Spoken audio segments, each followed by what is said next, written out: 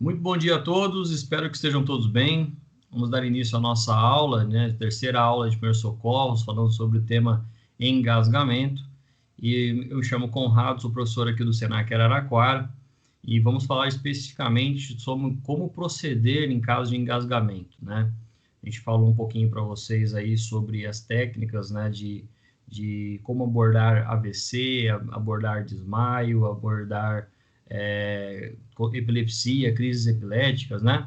E vamos falar agora sobre engasgamento. Vamos lembrar que essas manobras que a gente vai ver aqui na aula de hoje, elas serão exercitadas na parte prática, né? Muito provavelmente aí na próxima semana, abordando, obviamente, a parte técnica, né? E realizando uma prática sobre esses temas.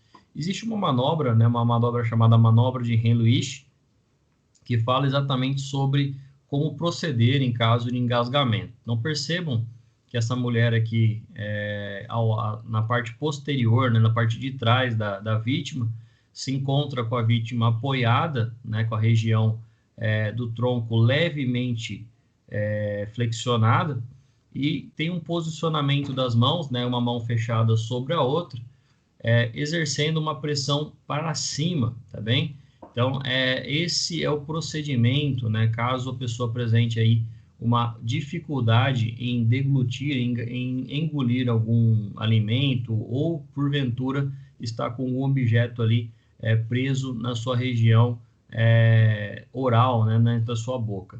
Quando a gente fala sobre a manobra de Henry-Lewis, né, deve então ser feita uma pressão no abdômen para que a pessoa, né, ela consiga expelir, consiga soltar, caso algum objeto esteja preso ali na sua garganta, né? Nós temos diversas situações que podem ser produzido engasgamento, mas é muito mais comum durante a alimentação.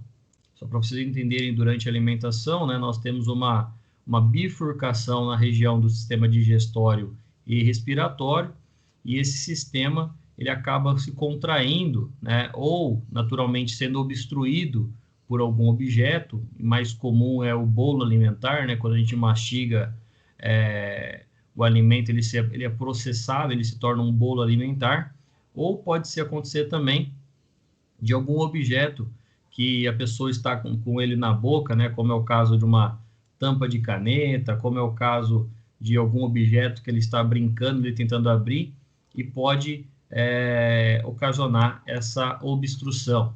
Então, deve ser feita uma pressão no abdômen, né, para que a pessoa ela consiga falar, né, e voltar a respirar. Se ela estiver falando e naturalmente recobrando o seu estado normal, é sinal que a manobra foi bem executada, tá bem? Muito pode acontecer também durante a manobra de Henry-Lewis, a pessoa recebe uma pressão na região do abdômen e ela acaba cuspindo, soltando aquele objeto, tá? Então, eu vou passar para vocês um vídeo para a gente entender um pouquinho mais de como deve ser feito e entender esse procedimento.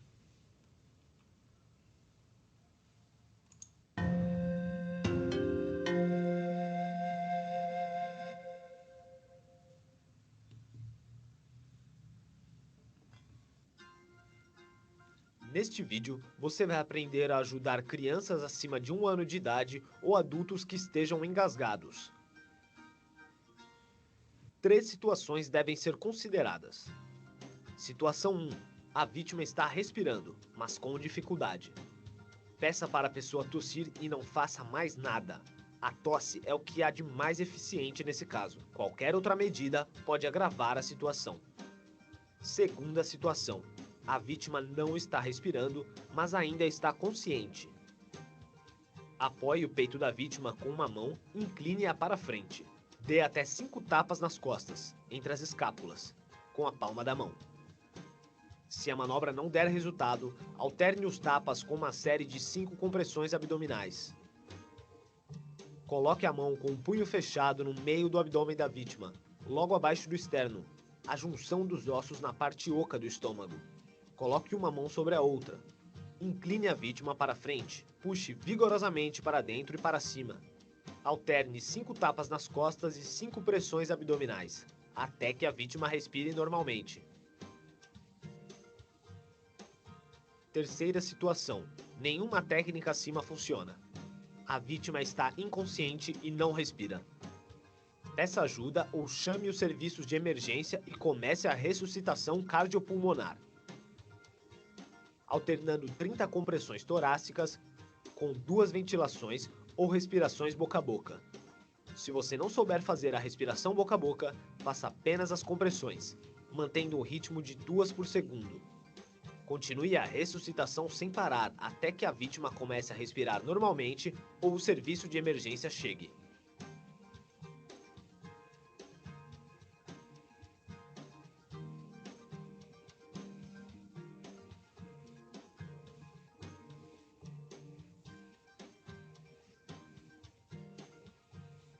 Se você não conseguir juntar as mãos para as compressões abdominais, especialmente no caso de pessoas com sobrepeso ou mulheres grávidas, você pode alternar os tapas nas costas com compressões torácicas.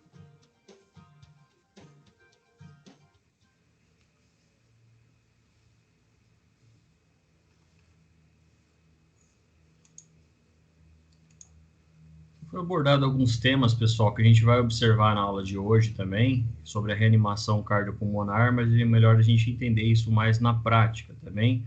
O posicionamento das mãos, a quantidade de pressões, isso é muito técnico e a gente precisa vivenciar isso em um módulo prático. Eu vou abordar de maneira superficial umas manobras aqui, né, especificamente de Reluiche hoje, mas faremos essa prática ao retorno das aulas presenciais. Como a parada cardiorrespiratória, né, tem relação com o engasgamento, eu vou falar então sobre a PCR, né, ou parada cardiorrespiratória. Só para vocês entenderem, o coração ele serve para bombear o sangue para todo o corpo e o oxigênio, né, ele é passado pelo pulmão para o sangue, então, consequentemente, existe essa oxigenação de todas as estruturas. Quando eu falo sobre a parada cardiorrespiratória, especificamente no momento em que a pessoa se encontra com uma obstrução, não adianta eu fazer, né, a ventilação ali via respiração boca a boca simplesmente, tá? Porque se tem um objeto obstruindo, não tem porquê eu ficar soprando ali, colocando ar na boca do indivíduo. O protocolo também, né, mais recente de parada cardiorrespiratória fala que o profissional que vai realizar a reanimação cardiopulmonar, se porventura precisar fazer a respiração boca a boca, como é dito ali, tem que colocar um equipamento chamado mascarilha, né? É um cano, uma separação e um outro cano que é colocado na boca da vítima. Então, a parada cardiorrespiratória, né, a definição de parada cardiorrespiratória pode ser por obstrução das vias aéreas, naturalmente produzida por causa do engasgamento, mas pode ser também uma condição de saúde. A pessoa apresenta um estado de sedentarismo, ela tem ali, por exemplo, o hábito, né, ou o mau hábito, né, de alimentação, ela pode apresentar alguma alteração no coração e ela não sabia a respeito dessa alteração. Então, tudo isso pode gerar uma parada cardiorrespiratória. E a definição de parada cardiorrespiratória é a interrupção da circulação sanguínea, né, que ocorre em consequência da interrupção súbita e inesperada dos batimentos cardíacos. Então, basicamente, o coração está ali, né, fazendo o seu papel, né, de pulsação, de bater, de ter um movimento chamado sístole e diástole, né, realizando essa movimentação, e do nada, vamos falar assim, né, ele para de bater. Então, ocorre uma interrupção súbita, né, e inesperada dos batimentos cardíacos. E a presença dos batimentos cardíacos também podem se encontrar ineficazes. O que é isso? O coração ele tem o batimento, mas ele não é sentido, né, ele não é palpável. A gente consegue sentir o batimento cardíaco através da veia carótida, né, que fica aqui na região do nosso pescoço, na região radial, na região poplítea, né, que são regiões no membro inferior, e todas essas formas, né, devem ser identificadas através do batimento. Caso a gente não consiga sentir esse batimento, a gente pode passar por uma técnica mais simplória, né, que é simplesmente colocar a nossa cabeça próxima ao peito da vítima e tentar sentir o batimento cardíaco. Se a gente consegue auscultar o batimento cardíaco e observar que ele começa a diminuir, é o sinal que a vítima se encontra em parada cardíaca, né? Se a gente colocar a cabeça ali no peito e não sentir nenhum barulho, não ouvir nenhum barulho, né, a gente tem que associar a outras técnicas, por exemplo, o tórax, se ele estiver parado, né, sem movimentação, percebam que quando a gente está deitado, sentado, em pé, existe um movimento, né, de abertura e fechamento do pulmão, significa que o coração está funcionando e que a pessoa está respirando também. E a gente consegue, né, desde criança, aí, tem o hábito, né, de colocar ali a mão no coração e sentir, né, esse batimento. Então, durante uma parada cardiorrespiratória, né, uma parada cardíaca especificamente, ocorre uma parada do coração que impacta na respiração, por isso que é chamada de parada cardiorrespiratória. O protocolo, né, inicial ligue para a emergência, né, e informe que a vítima se encontra em parada cardiorrespiratória. Nesses casos, especificamente, eu posso ligar para o SAMU em primeiro lugar, ou também para o Corpo de Bombeiros, também dependendo da região onde você esteja. Pode ser que você esteja numa cidade e não tenha Corpo de Bombeiro, mas tenha SAMU, ou tenha SAMU e não tenha Corpo de Bombeiro. Então, você vai optar, obviamente, em entrar em contato com os números que pertencem àquele seu município, aquela residência, a sua residência. Caso, né, não tenha nenhum outra empresa, né, outro órgão, né, seja SAMU ou Corpo de Bombeiro, o policial militar também é treinado a realizar essa manobra, tá bem? Então, através do número 190.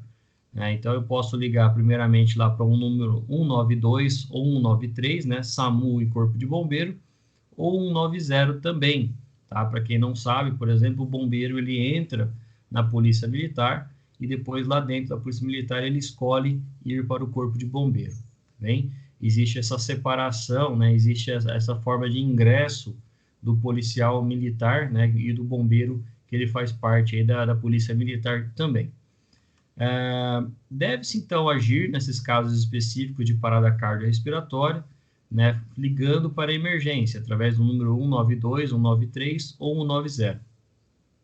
Se você estiver, né, consciente, saber como exercer ali a técnica de reanimação cardiopulmonar, eu oriento, né, a todos fiquem na região mais à direita da vítima, né, lembrando que o coração ele fica centralizado e inclinado à esquerda. Então, eu devo colocar as duas mãos aqui nesse formato, né, um formato que a gente vai ver lá na parte técnica, que é a minha mão, no caso, a minha mão de apoio, né, ou a minha mão que eu tenho mais força em cima, e uma outra mão embaixo, né? Então, especificamente eu, como sou destro, né, vou colocar minha mão esquerda embaixo e minha mão direita em cima e tracionar, puxar a minha mão esquerda para trás. Isso vai formar uma espécie de uma ponta, né, para que exerça uma pressão na região do tórax, tá bem? Então, para fazer essa reanimação, né, eu devo ter também, manter o meu cotovelo esticado, tá bem? Os joelhos apoiados no chão, uma leve inclinação do tronco para frente, porque a força que eu vou fazer, basicamente, é para empurrar ali o coração, né, vamos falar assim, para baixo. Tá? O propósito da parada cardiorrespiratória é fazer com que o coração diminua o seu tamanho e volte, né? Então, eu tenho que fazer uma força, especificamente de 3 a 5 centímetros no tórax, né, para que ele tenha contato efetivo com o coração. Percebam que tem uma outra pessoa em volta, né, ligando para a emergência, e se porventura, né, tiver o objeto ali chamado desfibrilador, ele é chamado de DEA, né, desfibrilador externo automático, ou autônomo também, como muitos chamam.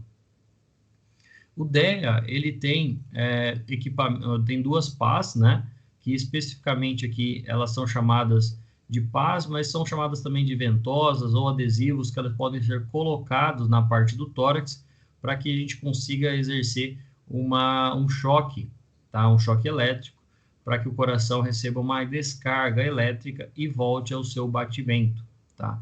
Obviamente que ninguém pode estar em contato com a vítima nesse momento e deve então colocar essas pás, esses eletrodos, né, nessa região.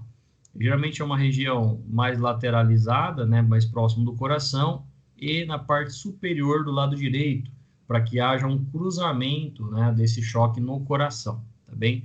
A gente vai ver isso lá na parte prática para a gente entender um pouquinho melhor. Percebam, né, como agir em casos de parada cardiorrespiratória, né? Vou postar para vocês como não agir através desse vídeo, tá bem? E percebam que existem as variações em relação ao batimento cardíaco. Esse papel que vocês estão vendo aqui azul, quadriculado, ele é um papel que é usado nos exames de eletrocardiograma, né? Ele serve para medir essa pulsação, ou também como a gente chama aí na área médica, de complexo QRS, tá? A gente chama esses gráficos aqui de complexo QRF. QRS, desculpa. Quando a gente fala sobre o batimento cardíaco, né, percebam que existe uma ondulação, uma elevação e uma queda, né? Isso significa que o coração fez o seu fechamento e a sua abertura. Seu fechamento e a sua abertura. Isso vai exercer, né, ao longo de um ritmo, em média, né, de 2 batimentos por minuto. Então, a frequência cardíaca nossa tem uma média ali de 60 batimentos, né, por minuto. Né? São 2 batidas por segundo, tá bem? São 2 batidas por minuto. Desculpa, são 60 batimentos por minuto, tá bem? Então, nós temos uma frequência ali de cada 2 segundos, 1 batimento pelo menos, tá bem? Então, durante a frequência normal, eu devo observar essa constância, né? Percebam que através do gráfico, né, que foi exemplificado aqui, existe uma frequência de normalidade. Então, muito provavelmente, essa pessoa não vai exercer, né, não vai ter uma parada cardiorrespiratória, porque o coração está batendo de modo contínuo. Já pode acontecer também, né, em alguns casos mais específicos, o que a gente chama de taquicardíaca, né, ou taquicardia. A taquicardia é quando ocorre o batimento do coração de modo acelerado. A taquicardia, ela ocorre, né, geralmente em pessoas que têm algum problema de pressão arterial, a pressão arterial encontra-se elevada. Ela pode acontecer também em situações que a pessoa está numa situação de estresse, uma situação de adrenalina, ou atividades físicas especificamente, né? Então, o coração vai bater mais rápido, naturalmente. Pode acontecer também uma bradicardia, né? Brad significa diminuído, né? Então, o batimento cardíaco se encontra diminuído. Percebam que existe aqui uma grande amplitude, né, do coração, só que ele sobe e desce, né, de maneira mais vagarosa. E percebam o espaçamento que existe entre um batimento e outro. No caso do frequência normal, né, existe aqui uma continuação, né, 1, 2, 3, 4, 5, 6, 7, 8 batimentos. No caso da taquicardia, 1, 2, 3, 4, 5, 6, 7, 8, 9, 10, 11, 12, 13, 14, 15, 16 batimentos em um mesmo espaço de tempo. No caso da bradicardia, nós temos lá 1, 2, 3, 4 batimentos. Então, observem, né, que a frequência ela vai variar, obviamente, de acordo com a quantidade de batimentos. E tem também o que a gente conhece aí de ritmo irregular. Nós temos aproximadamente aí mais de 25 tipos de alterações de batimentos. Eu estou passando simplesmente 4 para vocês, para a gente identificar naturalmente um ritmo, né, irregular, uma bradicardia ou uma frequência normal. E o ritmo irregular, ele é uma das piores situações, né, porque a qualquer momento onde há esse espaçamento aqui, ó, pode apresentar uma parada cardiorrespiratória. Então, percebam lá, tem 1 batimento, 2 batimentos, 3 batimentos, bem semelhantes ao da frequência normal. Só que chega no 3º batimento, há uma abertura, né, que significa que há uma abertura, né, grande aqui dentro do batimento. E neste momento aqui, o coração se encontra em repouso. E o coração em repouso significa que o sangue está congestionando o coração, e significa também que o coração a qualquer momento pode apresentar uma falha, tá bom? Então, esse ritmo irregular, no momento em que a gente percebe que a pessoa tem um ritmo irregular, ela pode fazer naturalmente um controle por medicamentos, por médicos, pode fazer ali alguma alteração de válvulas cardíacas, né, ou válvulas cardíacas, pode implantar, por exemplo, um marca-passo, para que volte, né, ou normalize esse batimento. Isso é uma situação médica, uma situação que a gente não vai atuar. E percebam, né, que aqui eu tenho um vídeo, né, falando especificamente de uma pessoa que provavelmente foi retirado lá da água, né? A gente vai ver aqui que tem um rio ondulado, e percebam a inúmera quantidade de falhas, né, que foram feitas ali no momento da reanimação cardiopulmonar. Quero que vocês prestem atenção aqui nos pés da vítima, que se encontra em posição aberta, né, ou posição de leque, que a gente já viu lá na primeira aula, na aula de desmaio, indica um sinal de inconsciência. Os braços, né, os membros superiores abertos, indicam um sinal de inconsciência. Então, neste momento, no momento que a gente se encontra, né, nessa situação, percebam que a vítima se encontra em inconsciência, tá bom? E eu vou passar para vocês esse vídeo para que vocês verifiquem o que não deve ser feito no caso da reanimação na reanimação cardiopulmonar.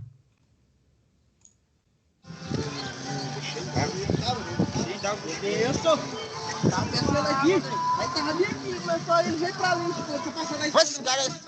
Esse cara ficou, me migou e tá vindo por fundo da mimiguinha bem fraca já. Já verdinho já. Tá doido? Verdade no fundo que ele tava. O negócio de socorro custa chegar, né, cara? Ele não morre mais, pô. Será? Tá respirando, tá? Ele tá muito bêbado. E ele bebeu muita cachaça ali. Ele tava bem ali, foi na hora que Ele aí, ele tá deitado aí.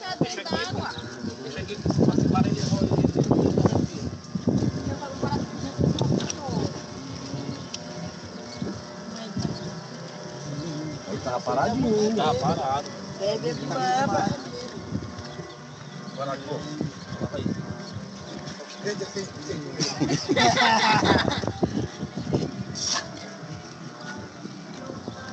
Cadê a Levinha? Nada?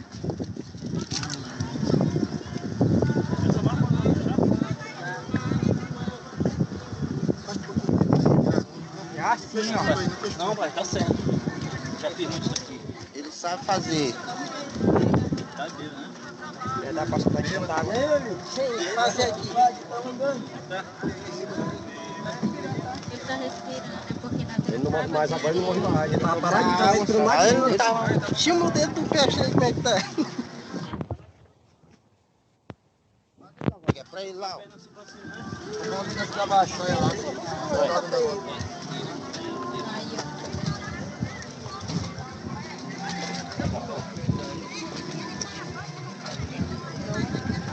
Ainda tava ao vivo, né? Ao vivo? Rapaz, esse cara tá na ponta que eu quero, ó. Então, nesse vídeo especificamente, é demonstrado uma série de erros, né? Eu vou enumerar alguns aqui para vocês. Primeiramente, essa pessoa que está aqui com a cor da minha camiseta bem semelhante à minha, né? Mas não sou eu aqui, ela está com o braço flexionado, então aquela pressão que ela deveria exercer no coração não está acontecendo. Segundo, o posicionamento das mãos está errado também, né? Está uma mão sobre a outra. Ela simplesmente está movimentando o tórax do indivíduo, não está exercendo uma pressão necessária. Não tem a necessidade, né, de ficar levantando os braços dela para cima também. A partir do momento que ela exerce a pressão, ela está empurrando a pessoa para frente e para trás, então não existe nenhum esforço relacionado à parede cardíaca. Eu não preciso flexionar o corpo da vítima, né, ou dobrar o membro inferior da vítima contra o seu abdômen. Eu simplesmente tinha que manter ela realmente no procedimento, né, em cima de uma superfície mais rígida, né, e exercer essa pressão. Percebam que quando ela foi tentar fazer ali uma respiração boca a boca, muita gente deu risada em volta, né, a pessoa fez certamente com bastante nojo ali, né, mas não é uma situação normal de atendimento, né, não deve acontecer tudo isso. As pessoas que caçoaram ou que zoaram ali, né, em volta do indivíduo, isso gera naturalmente um constrangimento para a pessoa que está realizando a manobra, e vamos lembrar que a gente está tratando de uma vida, né? Então poderia ser o irmão de algum deles ali, isso vai se tornar uma situação muito mais indelicada, tá bom? E pelo próprio fato de filmar também, que é extremamente errado, né? Passar por esse procedimento aqui e filmar ainda uma situação tão deplorável como essa. Quando a gente fala sobre a parada cardiorrespiratória, vou passar para vocês aqui um protocolo que a cerca de 10 a 15 segundos, né, já gera uma perda de consciência devido à parada da circulação sanguínea cerebral. Então, para a gente entender um pouquinho, o coração ele bate aqui na região central do tórax e leva sangue para o cérebro. Ao faltar sangue no cérebro, falta oxigênio, falta nutrientes para o cérebro. Isso já começa, então, a apresentar o início de uma lesão, né, cerebral, porque ao faltar oxigênio no cérebro, vai exercer aquela situação que a gente viu lá no AVC, uma espécie de isquemia, né, ou hipóxias relacionada ao oxigênio, falta de oxigênio em um músculo, em algum tecido, né, e isso vai ocasionar uma lesão cerebral. E essa lesão cerebral ela pode ser irreversível. Dentro de 3 minutos, começa a ocorrer a lesão cerebral. Então, eu estou afirmando que, após 3 minutos sem reanimar a vítima, já existe uma grande chance, né, de uma lesão cerebral. A pessoa pode ser reanimada, por exemplo, pode recobrar o seu estado de consciência, mas vai ter uma sequela, né, pode ser significativa ao longo da vida dela. E após 10 minutos, as chances de reanimação são próximas a 0. Então, se porventura, né, se encontra ali no caso dessa vítima, né, após 10 minutos de um afogamento, a reanimação, né, a chance de reanimação são próximas a 0. Obviamente, quanto antes a gente conhece, né, o motivo da parada cardiorrespiratória e sabe o que aconteceu com a vítima, a reanimação dela deve se iniciar naquele momento, né? Então, não devo esperar chegar um socorro, não devo esperar chegar o SAMU, o Corpo de Bombeiro, eu já devo começar a reanimação cardiopulmonar para que ela deixe de ter a falta de sangue no cérebro e não tenha uma lesão cerebral. Então, no momento em que eu realizo a parada cardiorrespiratória, eu estou estimulando para que o coração volte a funcionar e também estou exercendo esse papel, batendo o coração dela, levando o sangue para todo o coração, especificamente para a região do cérebro. Então, não espera o SAMU chegar, não espera o bombeiro chegar, né? Ajoelhe-se ali do lado da vítima, né? Coloque a sua mão na posição correta e realize uma pressão na região do tórax, né? De modo assertivo, para que exista realmente uma chance de reanimação.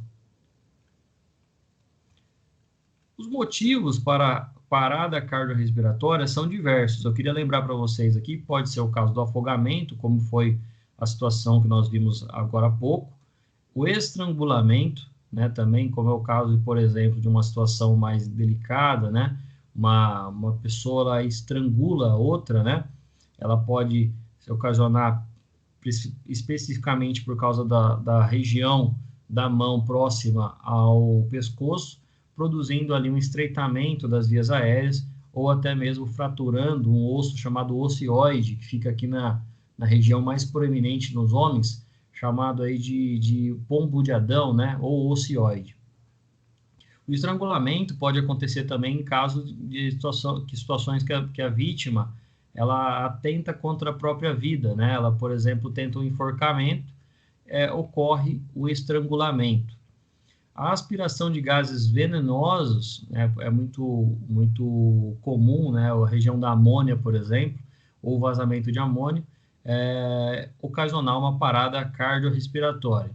Quando eu falo sobre aspiração de gases venenosos, pessoal, vamos lembrar aí dos riscos químicos que são diversos dentro de uma empresa, que os gases, seja eles venenosos ou não, eles podem induzir uma alteração no cérebro, essa alteração também no coração, porque nós temos vias rápidas de contaminação.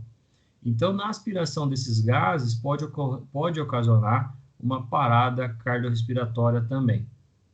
O soterramento, né? O soterramento é uma situação que ocorre bastante na construção civil, né? Pode acontecer bastante na construção civil, mas por que o soterramento? Eu não preciso especificamente lembrar que uma pessoa, quando ela é coberta, né, de terra ou, por exemplo, de grãos, também é muito comum, né, dentro de silos, a pessoa ela tem a parada cardiorrespiratória no meio, né, de silos ou no meio de bastante terra. Então, esse soterramento, no momento em que ele ocorre e a pessoa não vai ter ar em sua volta para respirar, mas existe também a possibilidade, né, dela ficar até a região do tórax coberta e não ter a possível expansão torácica. Então, o pulmão ele vai funcionar de modo mais diminuto, né, vai começar a diminuir, e isso vai sobrecarregar o coração. Pode gerar uma parada cardiorrespiratória. A presença de corpos estranhos, né, corpos estranhos na garganta, seja através de algum objeto que a pessoa está alimentando, né, se alimentando, ou algum objeto que ela introduziu ali na região da garganta. O choque elétrico, porque o coração ele ocorre, ele bate por causa de impulsos elétricos, né, e o choque elétrico faz com que o coração pare de funcionar. Então, a pessoa depende obviamente da voltagem, né? Mas se a pessoa tomar um choque, por exemplo, numa rede doméstica, né, de 120, de 110 ou 220, ela pode sim ter uma parada cardiorrespiratória, porque altera aqueles ciclos que nós vimos, né, induzindo ali uma parada cardiorrespiratória. A parada cardíaca, especificamente, né, como eu falei, o coração ele pode parar por diversos motivos, né, e a parada cardíaca pode induzir uma parada do pulmão, então tornando aí uma parada cardiorrespiratória, tá bem? Vamos lembrar aí os motivos: afogamento, estrangulamento, aspiração de gases, soterramento, corpos estranhos na garganta, choque elétrico e parada cardíaca especificamente.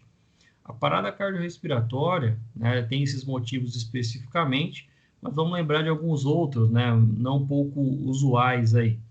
Uma pessoa, ela sofre um acidente e tem um trauma na região do tórax. Isso, se houver uma fratura ali, naturalmente, isso vai induzir uma parada cardiorrespiratória também.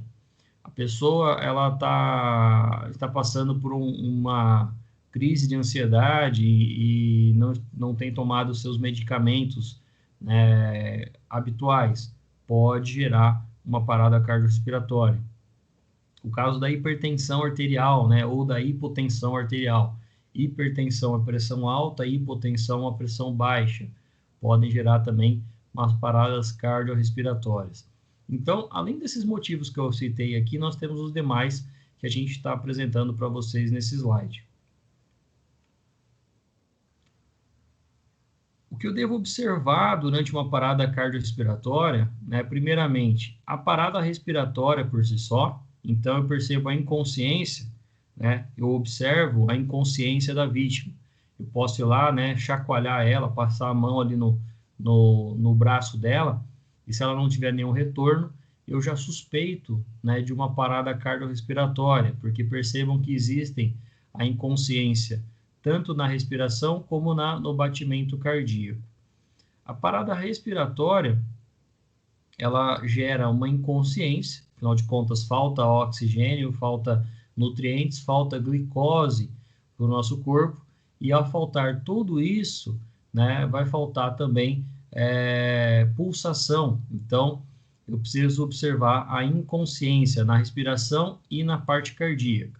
Eu devo observar também o tórax imóvel, né? Eu observo ali a região do tórax da vítima e percebo se está movimentando.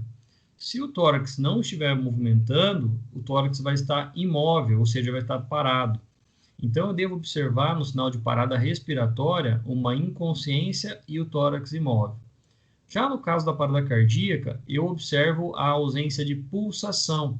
Então, eu vou lá, vou tentar colocar meus 2 dedos na região radial, na região da região carótida aqui no pescoço.